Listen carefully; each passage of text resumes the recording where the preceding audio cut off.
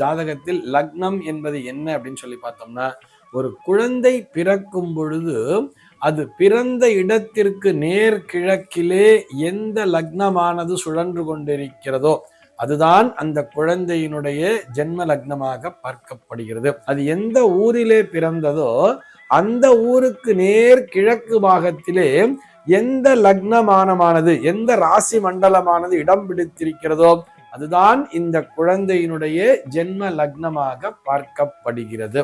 இன்னைக்கு நம்ம என்ன பார்க்க போறோம்னு சொல்லி பார்த்தோம்னா, ஒரு நேயரினுடைய கேள்விக்கான விடையைத்தான் பார்க்க போகிறோம். அந்த நேயர் என்ன கேட்டிருக்காங்கன்னு சொல்லி பார்த்தோம்னா, ஜாதகத்தில் லக்னம் என்பது என்ன அப்படிங்கிறது தான் அவருடைய கேள்வியாக அமைந்திருக்கிறது.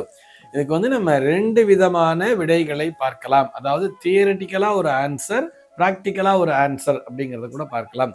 தியரிட்டிக்கலா பார்க்கும் பொழுது ஜாதகத்தில் லக்னம் என்பது என்ன அப்படின்னு சொல்லி பார்த்தோம்னா, ஒரு குழந்தை பிறக்கும் பொழுது அது பிறந்த இடத்திற்கு நேர் கிழக்கிலே எந்த லக்னமானது சுழன்று கொண்டிருக்கிறதோ அதுதான் அந்த குழந்தையினுடைய ஜென்ம லக்னமாக பார்க்கப்படுகிறது. இப்படி சொன்னா நமக்கு எதுவுமே புரியாது. என்னன்னு சொன்னா, இந்த பூமியானது இந்த அண்டத்திலே சுழன்று கொண்டிருக்கிறது. எதுவுமே ஒரே ஸ்டாண்டர்டா ஒரு இடத்துல இல்லை, அப்படியே சுத்தின்ண்டே இருக்கு. தன்னைத்தானே சுற்றி கொண்டு அந்த ஆர்பிட்ல அப்படியே இந்த சூரியனையும் சுற்றி வருகிறதுங்கிறத நம்ம படிச்சிருப்போம். இந்த சூரியன் உட்பட எல்லாமே இந்த சோலார் சிஸ்டம்ங்கிறதே ஒரு டோட்டல் அண்ட வெளியிலே சுற்றி கொண்டிருக்கிறது. இந்த அண்டவெளி அல்லது நம்ம ஆகாயம் கூட புரிஞ்சுக்கலாம்.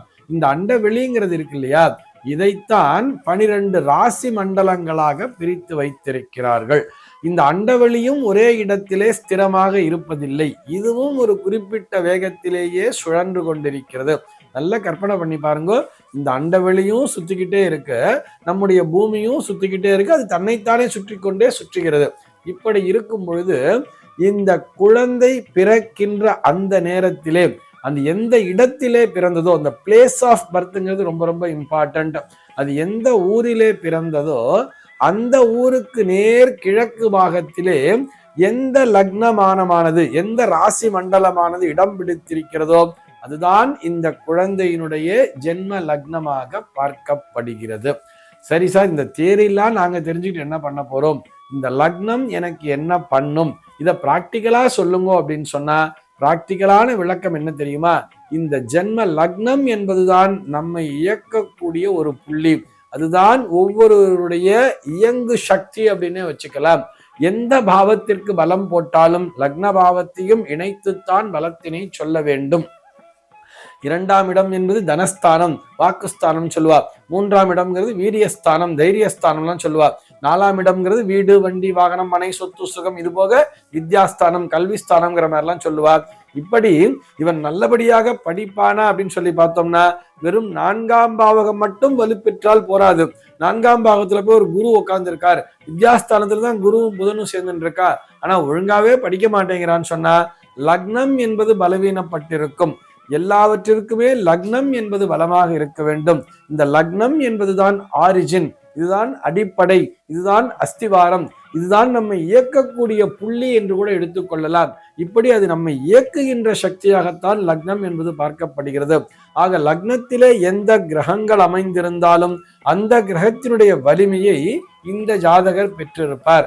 சார், என்னுடைய ஜாதகத்துல லக்னத்துல எந்த கிரகமுமே இல்லை, லக்னம்ங்கிறது வெறும் சுத்தமா இருக்குன்னு சொன்னா கூட அந்த லக்ன பாவகத்தினுடைய அதிபதினு ஒருத்தர் இருப்பார் இல்லையா, அந்த லக்னாதிபதியானவர் எந்த இடத்திலே அமர்ந்திருக்கிறார் என்பதை பார்த்து கொள்ள வேண்டும். லக்னாதிபதியானவர் 1, 2, 4, 5, 7, 9, 10 மற்றும் 11ஆம் பாவகங்களில் அமர்ந்திருந்தால் நிச்சயமாக அந்த ஜாதகர் நல்ல வலிமையுடன் தான் இருப்பார். 3ஆம் இடத்திலே இருந்தால் அவர் தன் முயற்சியால் வெற்றி பெறுவராக இருப்பார். 6ஆம் இடத்திலே அமர்ந்திருந்தால் சற்று போராடி வெற்றி பெறுவராக இருப்பார்.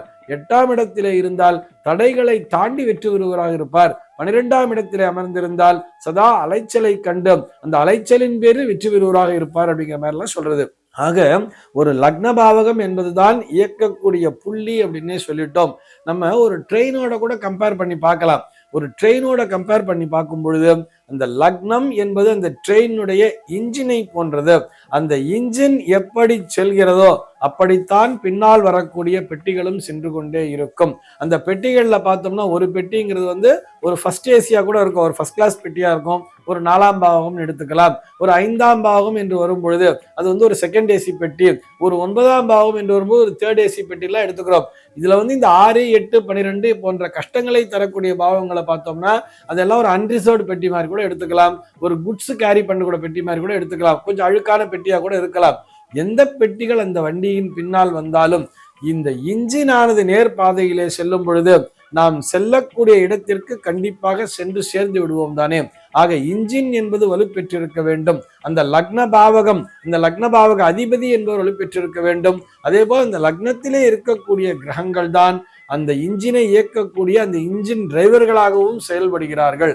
அந்த இன்ஜின் டிரைவர் நல்லாக இருந்தாலே அதுல ஒரு ஸ்ட்ராங்கான கிரகம், ஒரு லக்னத்துல ஒரு சூரியன் உட்கார்ந்து இருக்கார், அல்லது லக்னத்துல ஒரு குரு உட்கார்ந்து இருக்கார், அல்லது ஒரு லக்னத்துல ஒரு செவ்வாய் வலிமையாக அமர்ந்திருக்கிறார் என்று சொன்னால் அவருடைய இன்ஜின் என்பது நல்லபடியாகத்தான் இயங்கிக் கொண்டிருக்கும். ஆக ஒருவருடைய பலனை தீர்மானிப்பது என்பது, ஜாதக பலனை தீர்மானிப்பது என்பதே இந்த லக்ன பாவகம் தான். அந்த லக்னத்தை தான் நம்முடைய ஆன்மா என்றும் குறிப்பிடுகிறார்கள்.